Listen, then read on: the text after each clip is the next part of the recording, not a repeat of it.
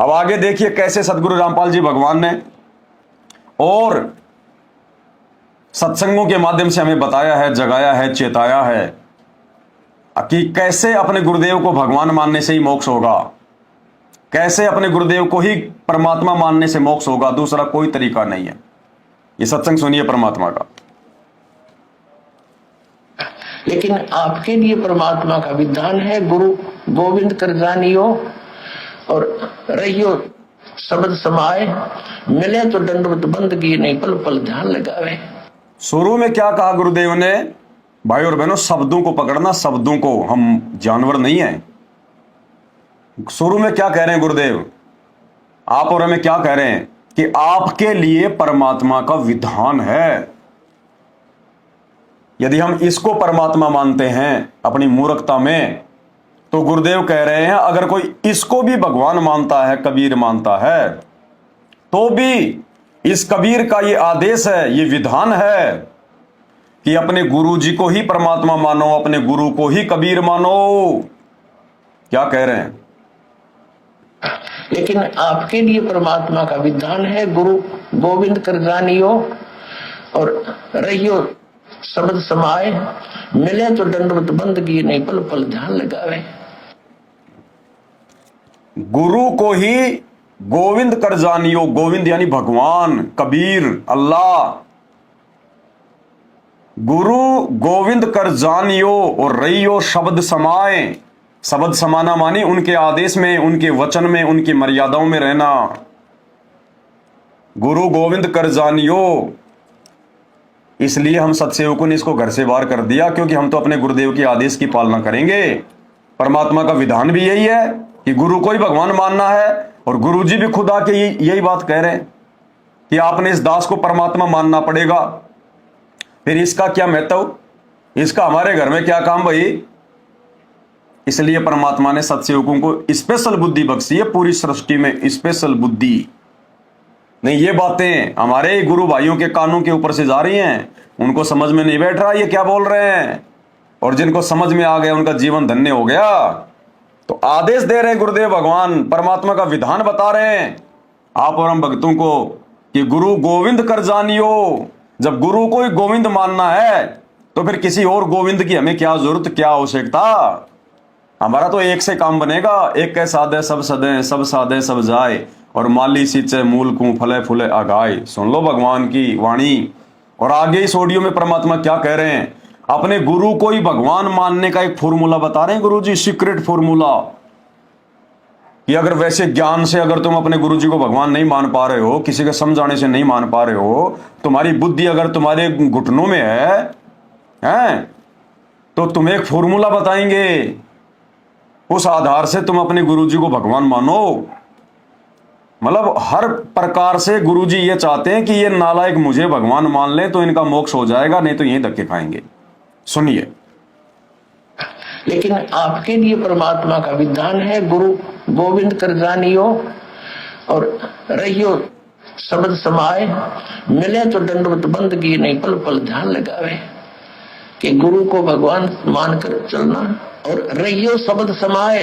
शब्द समाए रखना मतलब जो उसने मंत्र दिया है वो सत मंत्र, सतनाम यानी सत भक्ति, उसमें लीन रहना, गुरु जी को भगवान मानना और जो उपदेश मंत्र दिया उसमें समाये रहना, उसकी भक्ति पर ज्यादा ध्यान रखना। और जब भी मिले तो दंडवत बंदगी, जहां मिले वहां दंडवत प्रणाम करना, और नहीं मिल पाती हो जैसे घर पे तो पल पल ध्यान लगावे।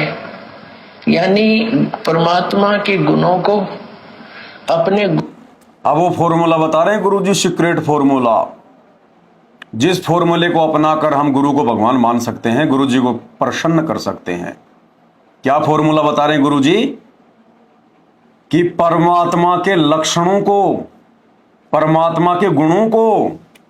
अब परमात्मा के क्या गुण होते हैं?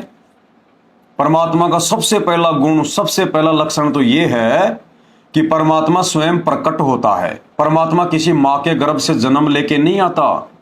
जिसने सबको पैदा किया, जिसने पूरी कायनात, पूरी सृष्टि को पैदा किया, उसको पैदा करने वाली कोई मां इस सृष्टि में नहीं है।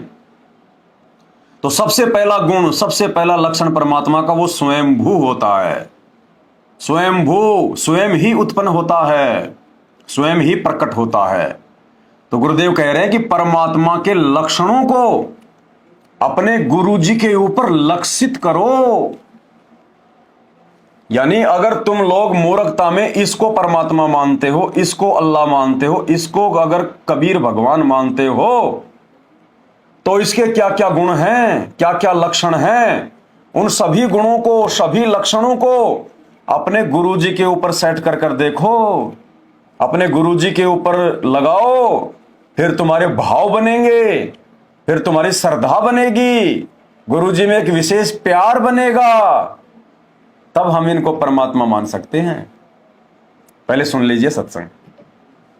दंडवत प्रणाम करना और नहीं मिल पाती हो जैसे घर पे तो पल पल ध्यान लगावे। अब सुनो, यानी परमात्मा के गुणों को अपने गुरु जी के ऊपर लक्षित करें और फिर आपका भाव बनेगा, एक प्यार जागेगा इस दास के प्रति जैसा इस काल के प्रति जाग्या था।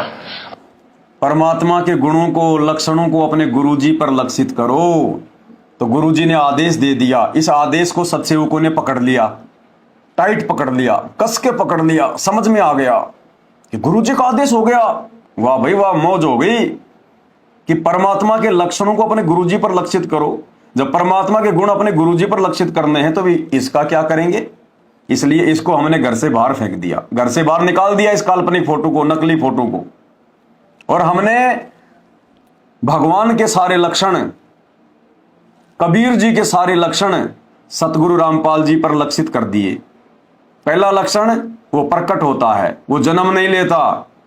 भाई जब प्रकट होता है तो फिर हम प्रकट दिवस ही मनाएंगे, फिर प्रकट दिवस ही मनाएंगे। भगवान एक है, पहचान लिया, भगवान के लक्षण हमने इनके ऊपर फिट कर दिए, 8 सितंबर को हम इनका प्रकट दिवस मनाने लग गए। फिर दूसरा तो भगवान हमने मानना ही नहीं, क्योंकि भगवान तो एक ही होता है, आत्मा का पति एक ही है, दो नहीं होते।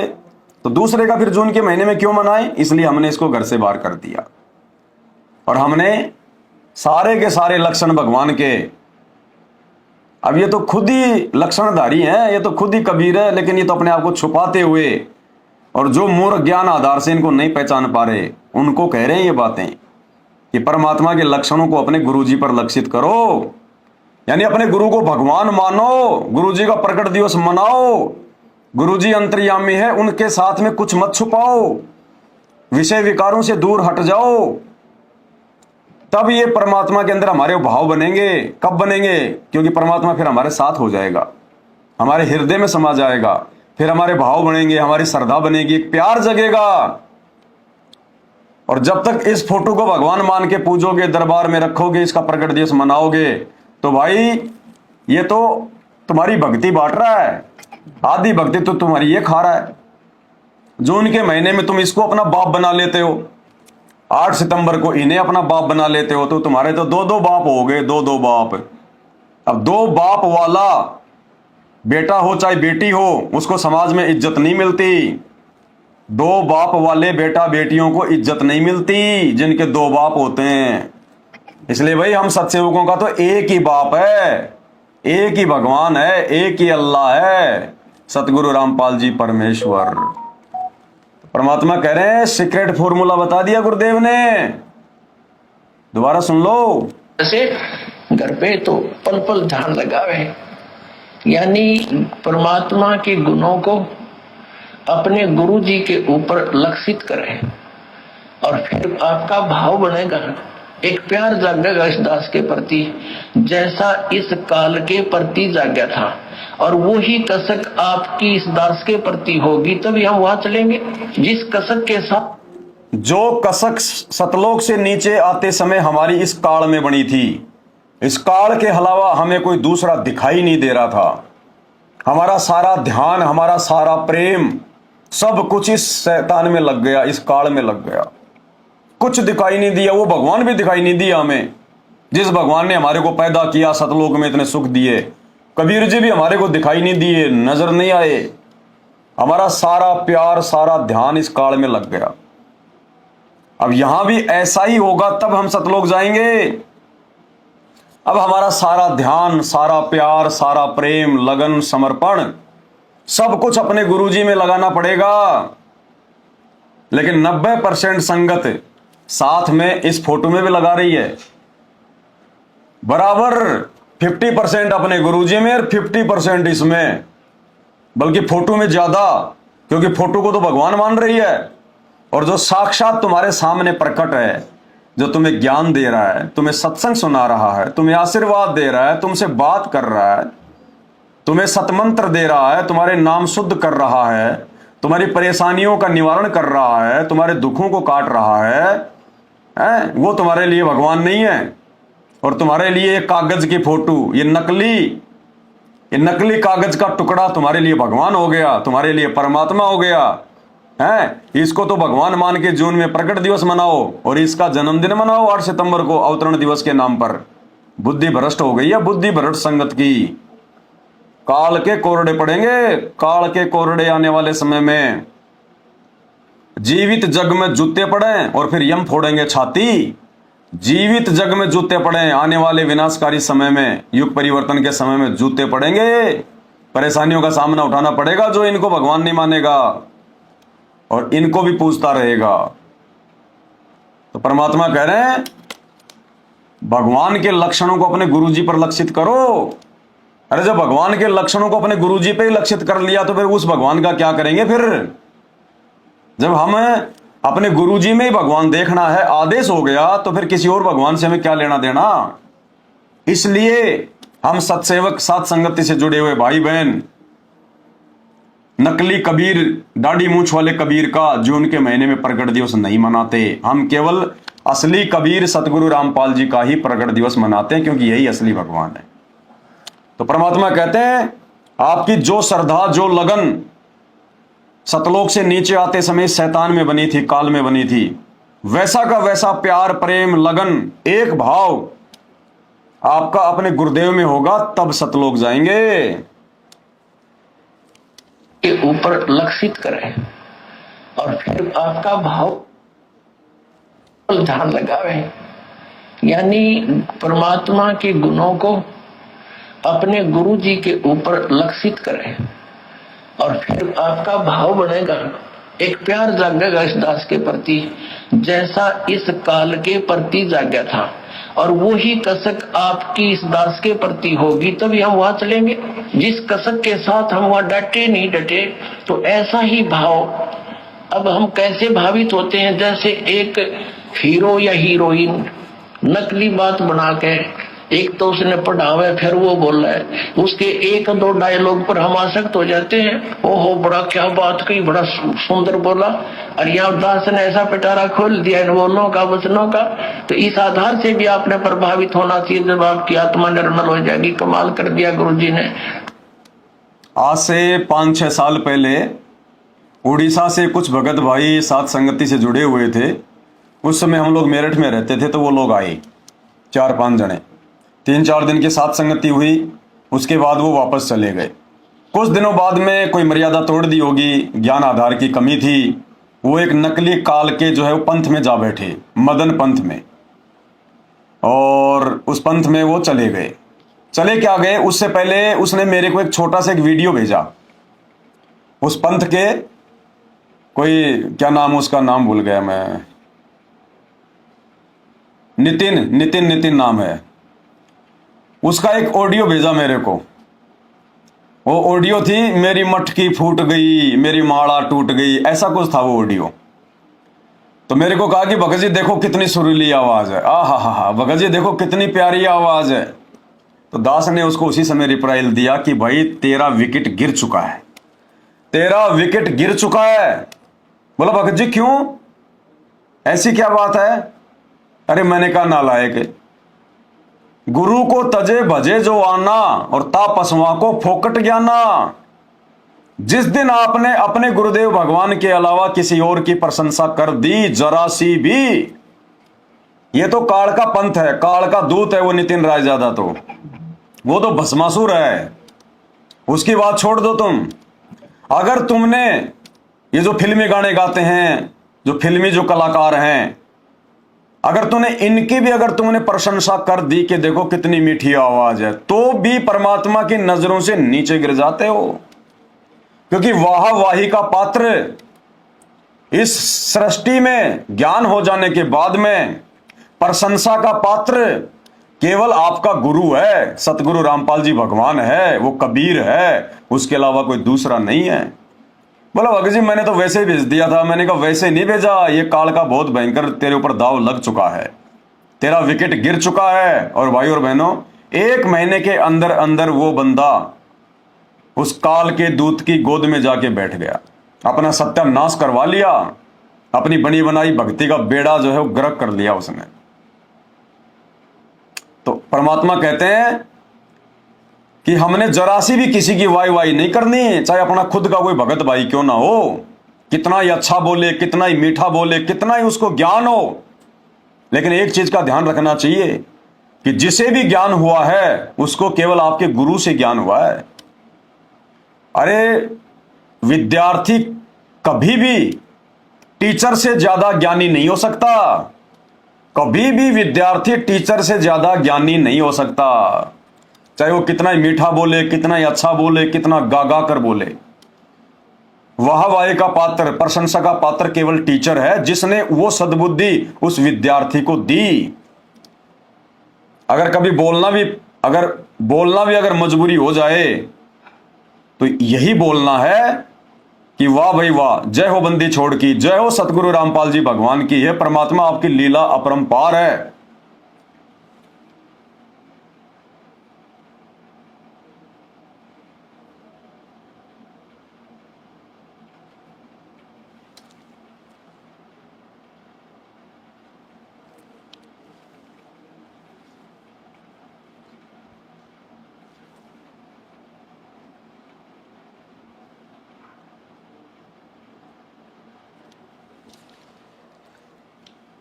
यही कहना है कि हे गुरुदेव भगवान, आपकी लीला अपरंपार है।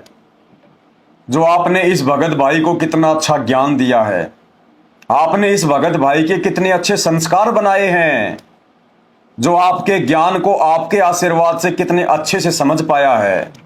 हे गुरुदेव, आप वास्तव में वाहवाही के पात्र हैं। हे परमेश्वर, आपके अलावा कोई भी प्रशंसा का पात्र नहीं है। हे परमेश्वर, आपने इस मिट्टी को सोना बना दिया, आपने इस जानवर को जो है मतलब भगत बना दिया। हे परमेश्वर, आपकी रजा से ये ऐसा अपने भाई बहनों को समझा पा रहा है। हमने प्रथम स्थान केवल अपने गुरुदेव भगवान को देना है, जुबान से भी और अपनी आत्मा से भी, हृदय से भी, तब हम एक सुयोग्य भगत की भूमिका में कहलाएंगे। तो दास ने कहा कि तेरा विकेट गया। अरे तू भगवान के सामने और एक जानवर की प्रशंसा कर रहा है, एक गधे की प्रशंसा कर रहा है, काल के दूत की प्रशंसा कर रहा है कि वाह क्या मीठी आवाज है, क्या मीठी आवाज है। आज वो मीठी आवाज तेरे को अगले जन्म में गधा बनाएगी, फिर देखेगी दुनिया तेरी आवाज कैसी है। ढेचू ढेचू ढेचू ढेचू करेगा, तब पता चलेगा तेरी आवाज क्या है, तेरे को क्या दिया उस काल के दूत ने, उस आवाज ने। तो भाई और बहनों, परमात्मा वही बात यहां कह रहे हैं कि कोई ये फिल्मी कलाकार, ये फिल्मी गायकार ये डायलॉग बोल देते हैं, उन डायलॉग के ऊपर हम लोग आश्रित हो जाते हैं। वाह क्या बात कही कातिया, इन हड्डियों में पानी नहीं भरा हुआ, ये मजदूर का हाथ है कातिया। और हम लोग वाह वाह रोंगटे खड़े हो जाते हैं, वहीं हमारा मरना हो जाता है। अरे वो कातिया कौन है, वो डायलॉग बोलने वाला कौन है? भगवान है, कोई इंसान है? उसको किसी और ने बनाया है क्या? उसके संस्कार के आधार से, उसकी किसी जन्म की भक्ति के आधार से वो डायलॉग बोलने के लिए वो आवाज, और वो डायलॉग लिखने के लिए बुद्धि, वो फिल्म बनाने के लिए बुद्धि, वो भगवान ने दी है, सतगुरु रामपाल जी ने दी है। इनके अलावा यहां किसी के पास कुछ नहीं है, सब भिखारी हैं। ये 21 ब्रह्मांड इस काल को इस भगवान ने भीख में दिए हैं, तो उस काल के अधीन जितने भी ये एक्टर, हीरो, हीरोइन, इनको कौन देगा? इसी भगवान ने दिया सब कुछ। और फिर हम उनकी प्रशंसा करेंगे? डूब के मरने की बात है, डूब के मरने की बात है। इसलिए भाई और बहनों, केवल अपना गुरुदेव और कोई नहीं, केवल अपना परमात्मा, उनके अलावा कोई नहीं। जिसको अच्छी आवाज मिली है तो उसके संस्कार से मिली है, जिसका हट्टा कट्टा शरीर है उसका अपने संस्कार से है। भक्ति नहीं करी तो हट्टा कट्टा शरीर वाला भी अगले जन्म में बैल बनेगा, खेत में हल जोतेगा किसान। और मीठी मीठी आवाज वाले अगर आज सतगुरु रामपाल जी की शरण में नहीं आए, अगले जन्म में गधे बनेंगे, वो कौवे बनेंगे, उनकी आवाज भी सुन के कोई राजी नहीं होगा। भाई और बहनों, बहुत सारी बातें हैं, परमात्मा दास को प्रेरणा कर रहे हैं। एक छोटी सी चीज मैं आपको यहां पे और जो है वो बता देता हूं, क्योंकि परमात्मा हमें तैयार कर रहे हैं। आगे गलतियों की कोई गुंजाइश नहीं है, किसी भी प्रकार की जरा सी भी गलती की गुंजाइश गुरुदेव भगवान के हिसार जेल से बाहर आने के बाद नहीं है। ये फाइनल स्टेज है। ये परमात्मा है, परमेश्वर है, अल्लाह है, सारी सृष्टि का मालिक है। ये बात अलग है कि हम सत्सेवकों के अलावा सबकी आंखें बंद हैं, लोग इनको पहचान नहीं पा रहे। आने वाले समय में, बहुत थोड़े समय में, 2028 के बाद पूरी दुनिया इनको मानेगी, जानेगी, अपना बाप मानेगी, अपना परमात्मा मानेगी, इनके चरणों में नाक रगड़ेगी। बड़े से बड़े लोग, बड़े से बड़े मंत्री, संतरी, प्रधानमंत्री, राष्ट्रपति, सब लोग इनके चरणों में गिड़गिड़ाएंगे, नाक रगड़ेंगे, अगर वो युग परिवर्तन के समय में जिंदा रहे तो। और दूसरा ऑप्शन धरती पर नहीं होगा, दूसरा कोई पूज्य देव धरती पर नहीं होगा जिसकी पूजा की जाएगी, संत रामपाल जी के अलावा कोई नहीं होगा। उस समय भाई और बहनों ये सभी आएंगे। मैं उदाहरण देकर बता रहा हूं आप लोगों को, अब पता नहीं उस समय वो रहेंगे नहीं रहेंगे, लेकिन हम एक दूसरे को समझाने की दृष्टि से मैं आपको उदाहरण दे रहा हूं।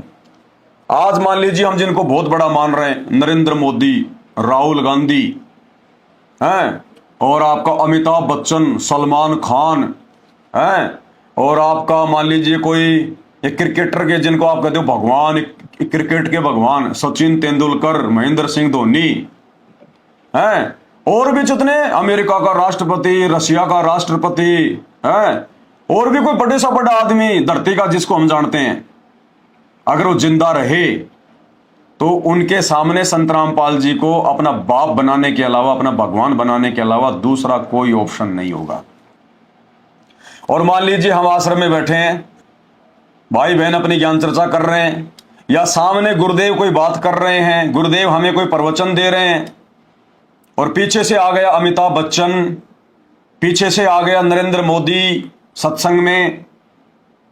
अगर हमने किसी के कहने से, सामने भगवान बैठा है, सत्संग कर रहा है, और पीछे से यदि किसी ने कह दिया और अमिताभ बच्चन आ गया और नरेंद्र मोदी आ गया, अगर किसी मूर्ख इंसान ने सामने अपने भगवान के रहते सहते, भगवान के सत्संग करते समय अगर पीछे मुड़ के भी देख लिया, अगर पीछे मुड़ के भी देख लिया कि कहां से यार, ओ तेरी करो अमिताभ बच्चन आ गया, मैंने तो खाली फिल्मों में देखा था यार, और वाह, गए काम से।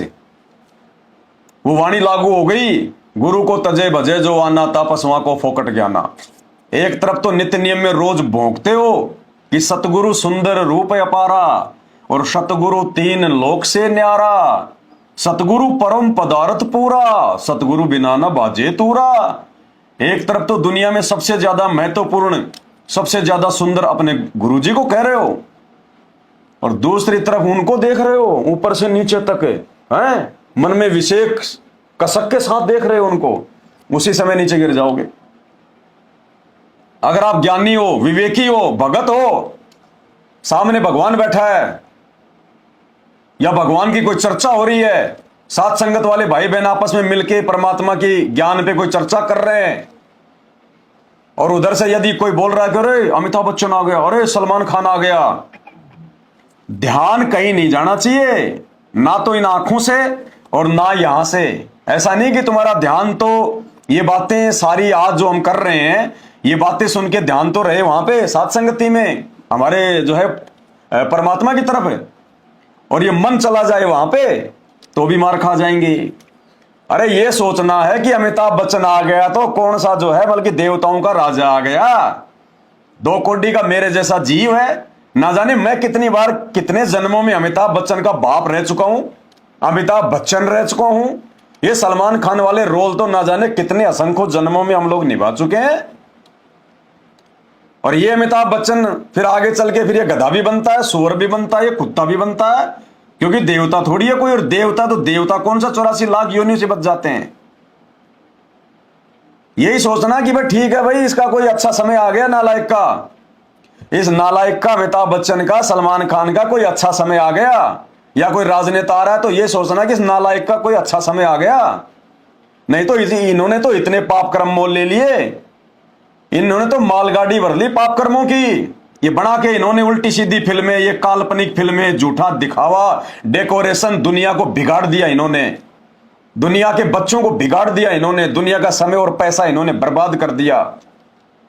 इनकी फिल्मों में इनके साजबाज को देख देख के, इनके नखरों को देख देख के, इनके डेकोरेशन फेकोरेशन को देख देख के, हैं मिल बैठेंगे तीनों जब पिएंगे बैग पाइपर, कर करके वो शराब के ऐड, बिमल गुटका, तानसेन, रजनीगंधा, इन्होंने पूरी पूरी दुनिया को बिगाड़ दिया इन्होंने। भगवान के सबसे बड़े दोषी अगर कोई हैं भाई और बहनों, इस परमात्मा के अगर सबसे बड़े कोई दोषी हैं तो ये बॉलीवुड के अभिनेता और अभिनेत्रियां हैं। इनको तो सीधा ही कुत्ते और कुत्ते की योनि मिलती है, क्योंकि कपड़े निकाल निकाल के डांस करते हैं वो लड़कियां, वो कपड़े उतार उतार के डांस करेंगी। तो भगवान देख रहा, बेटा तेरे को नंगा होने का बहुत शौक है, बेटा तू बहुत मतलब जल्दबाजी कर रहा कि मेरे को जल्दी से मेरे को नंगा करो, मैं डांस करूंगी, डांस करूंगा। ये तो डायरेक्ट अगले जन्म में डायरेक्ट सबसे पहले इनको कुत्ते और जो है वो कुतिया बनाया जाता है, नंगा किया जाता है इनको कि अब करो डांस, अब करो डांस। आह आह, कभी पूंछ को यूं हिलाओगे, कभी यूं हिलाओगे, अब करो डांस, बेली डांस करो, अब लुंगी डांस करो। अब भाई और बहनों, हमने हमारे भगत भाई को और हमारे गुरुदेव को, ध्यान रख लेना, ये चीजें बार बार आगे नहीं बताई जाएंगी, ये मार खा जाओगे, बहुत भयंकर बना बनाया खेल बिगाड़ लोगे, बना बनाया काम। अगर हमने इस सृष्टि में, सृष्टि का मतलब जानते हो ना, पूरी सृष्टि, सतलोक, अगमलोक, अलग लोक, अनामी लोक, अक्षर पुरुष के लोक, काल के 21 ब्रह्मांड, अब उनके आगे इनकी तेरे बॉलीवुड वालों की, जॉलीवुड वालों की, इन हॉलीवुड वालों की, इन क्रिकेटरों की, इन राष्ट्रपतियों की, प्रधानमंत्रियों की तो औकात क्या है। अगर हम भगत हैं सतगुरु रामपाल जी भगवान के, सबसे पहला दर्जा, सबसे पहला सम्मान, सबसे पहली इज्जत केवल अपने गुरुदेव भगवान को, और दूसरे नंबर पे अपने गुरु भाई को, चाहे किसी ने आज ही नाम क्यों ना लिया हो। हमने उनको देखना है उन नजरों से, क्योंकि वो अपने आत्म कल्याण के लिए आगे बढ़ रहे हैं और उन्होंने अपना कर्म धर्म बर्बाद कर दिया। इन्होंने तो इतना बिगाड़ा कर दिया, अपने इतने जो है वो कर्म फोड़ लिए इन बॉलीवुड वालों ने और इन राजनेताओं ने। भाई और बहनों, मैं सत्संग देखता हूं, अगर मिल जाएगा तो मेरे पास में, क्योंकि दास हुआ भाई नहीं बकता कोई भी बात है, जो भी बोलता है मालिक के ज्ञान के आधार से बोलता है दास है। ये जो बॉलीवुड वाले हैं, हीरो और हीरोइन और जितने भी राजनेता हैं, मंत्री, प्रधानमंत्री, मुख्यमंत्री, ये अगर गुरुजी की शरण में भी आ जाएंगे, आना तो पड़ेगा इनको, तो भी इनका इस जन्म में मोक्ष नहीं है। ये चाहे कुछ भी यत्न कर लो, कितना ही दान कर लो, कितने पाठ करवा दो, कितने चाहे गुरुजी के 24 घंटे साथ में रहो, राजनेता और ये बॉलीवुड वाले, ये फिल्मों वाले, इनका मोक्ष सतगुरु रामपाल जी भगवान के रहते सहते इस जन्म में भी नहीं है, क्योंकि इन्होंने सबसे ज्यादा इस मार्ग में जो है वो गंदगी फैलाई है। दुनिया को बिगाड़ने में, संत रामपाल जी के काम को बढ़ाने में, उनके मिशन को काल की प्रेरणा से नीचे गिराने में सबसे बड़ी भूमिका यदि किसी की है तो राजनेता और ये बॉलीवुड। राजनेता पे तो वैसे ही सबसे ज्यादा पाप कर्म रहते हैं, वो तो गधा बनता अगले जन्म में सीधा। और ये बॉलीवुड वाले, इन्होंने लोगों का दिलो दिमाग बिगाड़ दिया, लोगों की मानसिकता को जो गंदा किया है ना। आज अपनी खुद की बहन को छोड़ के किसी भी लड़की के प्रति किसी के कोई शुद्ध विचार नहीं है। किसी के भी नाम लेने के बाद में भक्तों को भी बहुत टाइम लगता है अपनी नजरों को ठीक करने में। इतना बिगाड़ दिया इन्होंने, नंगे हो के डांस कर करके, गाने बजा के, अश्लील गाने, अश्लील फिल्में, दुनिया भर की अश्लील एड, इतना बिगाड़ दिया इन्होंने। तो परमेश्वर ने एक सत्संग में क्या बताया?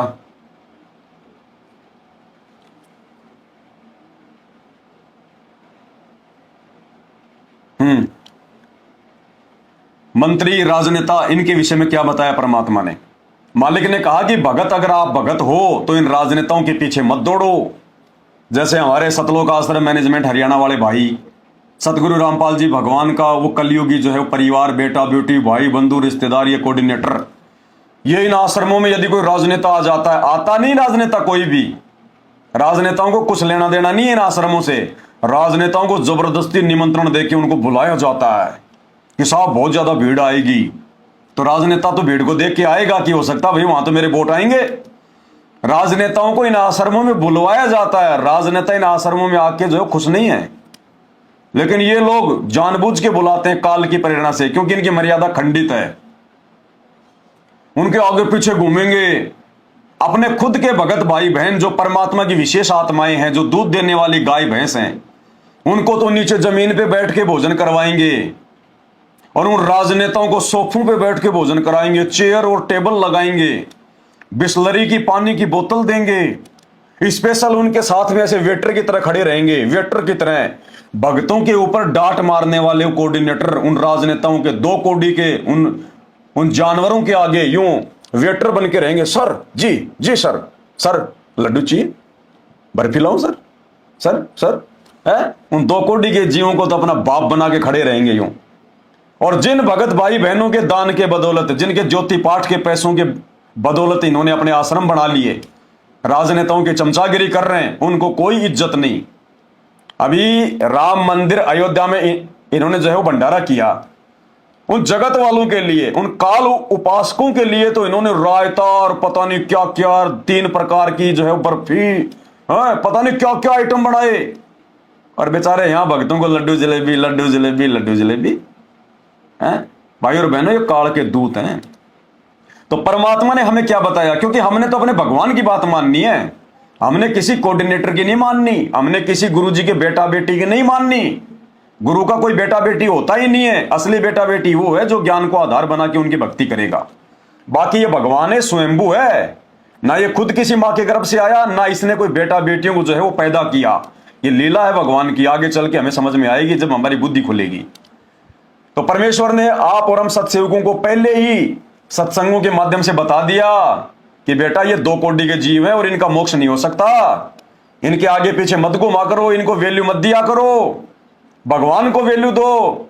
सत्संग में स्पष्ट कह रहे हैं गुरु जी कि ये तो उस समय आएंगे जब ये गधे बन लेंगे। क्या कहा गुरु जी ने? कि ये मंत्री राजनेता तो उस समय आएंगे जब ये गधे बन लेंगे, यानी इस जन्म में ये नहीं आएंगे। आ गए तो इनका मोक्ष नहीं है, क्योंकि ये भगवान कह रहा है साधु वचन पलटे नहीं, पलट जाए ब्रह्मांड। सतगुरु रामपाल जी कह रहे हैं, सुन लीजिए। ऐसे मंत्री है, मुख्यमंत्री है, प्रधानमंत्री है, इन वास्ता से भगवान की पर भक्ति नहीं कर सकते। ये ठीक है कि माथा टेका हुए हैं फॉर्मेलिटी से, क्योंकि जीव है, भगवान के लिए तरह ही नहीं सकता। तो वो भगवान अग्नि स्मारक पर उनको लगाना चाहो, आज नेड़े भी ना हो, उन्हें तो बकवाद चाहिए। अच्छी बढ़िया बढ़िया कोठी, लंबी कार, सामने घुटी छुट्टी, कल्पा में बकवाद करनी, तो ये छोड़नी पड़े, तो वो छोड़ नहीं सकेंगे। वो जब छोड़ेंगे जब गधे बन लेंगे, गधे बन फिर को मार छुटवा होगा उनकी सारी।